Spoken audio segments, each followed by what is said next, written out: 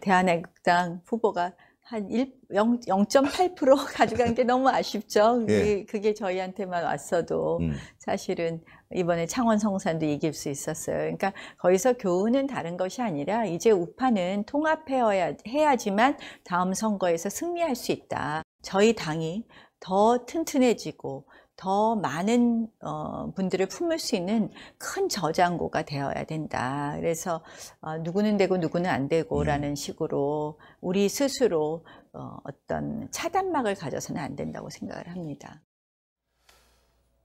자, 나 원내대표는 지금 대한애국당이 얻은 0.8%를 굉장히 아쉬워하네요. 그렇습니다. 이제 왜 그랬냐면 이제 여영국 정의당 후보 민주당하고 연합해가지고 이제 나온 여영국 후보가 42,663표인데 네. 좀 보시고 계시죠? 바로 강기훈 후보 한국당 후보는 504표 차로 이제 석패했습니다.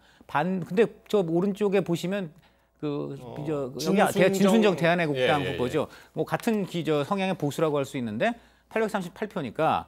저 표가 만약에 강기훈 후보로 왔다면은 한 300표 차 이상으로 이길 수가 있는 거죠. 네. 다만 근데 이 경우는 또 이제 그 손석형 민중당 후보가 만약에 또 그러면 여영국 정의당 후보 쪽하고 또 붙었다면 어떻게 될 것인가. 이 경우에는 역시 또 이재환 바른미래당 후보가 여기에 또 강기훈 후보로 갔다면은 그런 경우에는 보시다시피 한 100표 차 이상 상관으로 한국당이 이기게 됩니다. 그래서 진보 대 보수로 나오면 그러니까요. 그 뒤에 있는 세 개의 군소 정당이 앞에 두 개 거대 여야에 이제 만약에 흡수가 됐다면은 100표 차로 어쨌든 간에 한국당이 이길 수 있었던 뭐 이렇게 되는 건데 문제는 이제 산술 계산은 그게 맞습니다. 그러나 지금 야당의 가장 큰 문제는 아시다시피 탄핵으로 인한 분열. 그리고 또 그밖에 이제 여러 가지 또 태극기라든가 이런 좀 성향이 좀 더 극우적이고 또는 좀 더 온건한 이런 성향의 문제 이 두 가지 때문에 굉장히 사실 좀 어렵습니다. 그래서 단순히 저렇게 이번에 몇 표 부족했는데 이것만 하는 논리만으로는 안 되고요.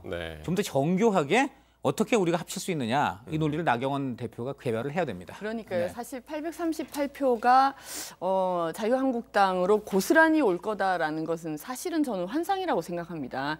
대한애국당이 이 태극기 부대라고 흔히 일컬어지는 극우 세력을 대변하고 있는데 이분들이 만약에 자유한국당 후보와 단일화를 했다? 그러면 아마 중도 보수라고 생각하시는 분들은 자유한국당을 지지하지 않고 사실 투표를 안 할 수도 있는 변수가 생기는 것이거든요. 그러니까 우리 강 의원님 말씀하신 것처럼 산술적으로 저 표가 우리가 단일화만 했으면 우리에게 왔을 것이다라는 것은 저는 정확하지 않은 분석인 것 같습니다. 어떤 두 당의 이제 합당이라든가 통합 이런 걸 얘기할 때는 이제 상대가 있는 건데 대한애국당 조원진 대표 입장에서는 어떻게 받아들일까요? 그러니까 한국당과의 통합에 대해서 수차례 이야기한 바가 있는데 조건을 내걸은 바가 있습니다. 그러니까 흔히 탄핵 오적이라고 애국당은 표현하게 되는데 당시에 김무성 당시 대표 그리고 홍준표 전 대표 지금 바른미래당에 있는 유승민 의원이라든지 그리고 김성태 원내대표, 전 원내대표, 권성동 의원은 탄핵 과정에서 법사위원장을 지냈던 소추위원장을 역임했기 때문에 박근혜 전 대통령 탄핵과 관련된 5명의 인물들을 정리하거나 4명을 정리하고 여기 유승민 의원은 아직 돌아오지 않았기 때문에 복당을 불허하는 조건이라면 들어가겠다라고 얘기를 하고 있는데요. 현실적인 상황에서 받아들여지기가 굉장히 어려운 상황이고 저중에 특히 김무성 의원 같은 경우는 차기 총선에 또 불출마를 선언한 바가 있습니다. 따라서 황교안 대표가 취임하는 일성으로 바른미래당과의 통합 그리고 애국당 등과에 대한 여러 가지 통합을 얘기했는데 구시대의 정치는 하지 않겠다라고 얘기를 했거든요.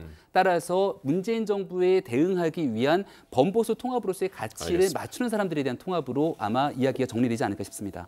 바로 저게 아까 말한 통합의 문제점을 상징적으로 보여주는 거죠. 저게 바로 태극기 세력이라든가 이런 사람들은 이른바 과거 탄핵에 찬성한 사람 그것은 절대 받아들일 수 없다. 이제 이런 입장을 하고 있는 거기 때문에. 그러니까 나경원 대표도 지금 이 방송 자체가 이제 상당히 이제 보수 진행자가 진행하는 유튜브 방송에서 이제 발언이었기 때문에 그걸 감안해서 했을 수도 있지만 어쨌든 결과적으로는 이런 해석들이 다 같이 이제 가능한 것 같습니다. 제1야당 원내대표면 어디에 출연을 했든 간에 그 발언은 공적인 발언이고 모든 국민을 향한 발언이라고 봐야 되겠죠.